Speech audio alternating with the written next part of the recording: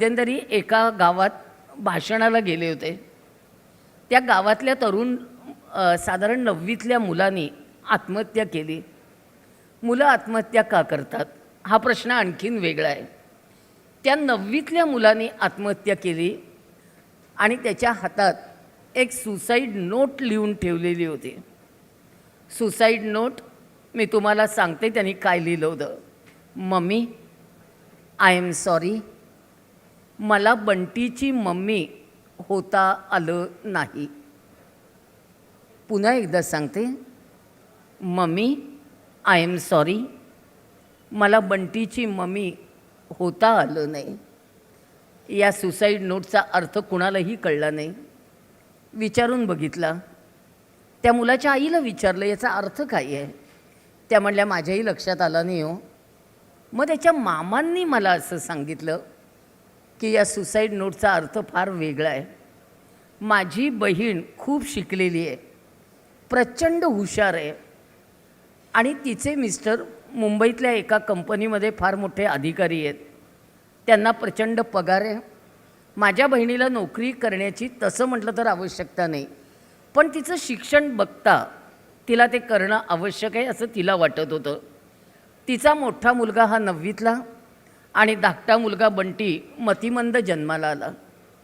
मतिमंद बाळाला वेळ देणं हे खूप गरजेचं होतं. म्हणून सगळ्यांनी सुचवून बघितलं की बाळ सेटल होतपर्यंत थोडे दिवस नोकरी नाही केलीस तर चालेल का. ती म्हणाली नाही, मी कामाला बाई ठेवते पण मला नोकरी करावीच लागेल. शेवटी त्या बाळाला सांभाळायला सकाळी 6:30ला बाई यायची, ती दुपारी 2ला जायची. 2ला हा 9वीतला मुलगा बाळ सांभाळायचा. आणि एक दिवस त्या बंटीला खूप ताप होता. 9वीतल्या मुलाने आपल्या आईला सांगितलं, मामा बंटीला ताप आहे, तू आज जाऊ नकोस, आजच्या दिवस तू रजा काढ. त्या म्हटल्या माझ्या महत्त्वाचे कस्टमर आहेत, माझे महत्त्वाचे क्लायंट्स आहेत, मला नाही सुट्टी घेता येणार. तो म्हणाला की मम्मा बंटी माझ्याजवळ राहणार नाही, आजच्या दिवस फक्त तू सुट्टी घे. त्या दोघांचे तिथे थोडेफार वाद झाले, तरी शेवटी तिने जायचं ठरवलं आणि ती बरोबर 6:30 वाजता स्वतःच्या वेळेत निघून गेली. दिवसभर तो बंटी कासावीस होता. डॉक्टर आले, सलाईन लावलं. 9वीतलं बाळ त्याच्याकडे बघतंय.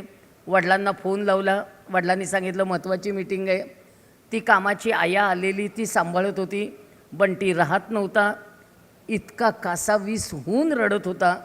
आणि हे दोघंजणं स्वतःचं काम आटपून रात्री 11 वाजता घरी आलेत. अक्षरशः दिवसभर त्या बंटीनी तोंडाचा आ मिटला नाही. त्याला आई हवी होती. तो आईसाठी कासावीस झाला होता. आणि रात्री 11 वाजता दरवाजा उघडला. फॅनला लटकलेलं ते 9वीतलं पोर आणि रडून रडून झोपून गेलेला तो बंटी आणि हातात चिठ्ठी. Mama, I am sorry. मला बंटीची मम्मी होता आलं नाही.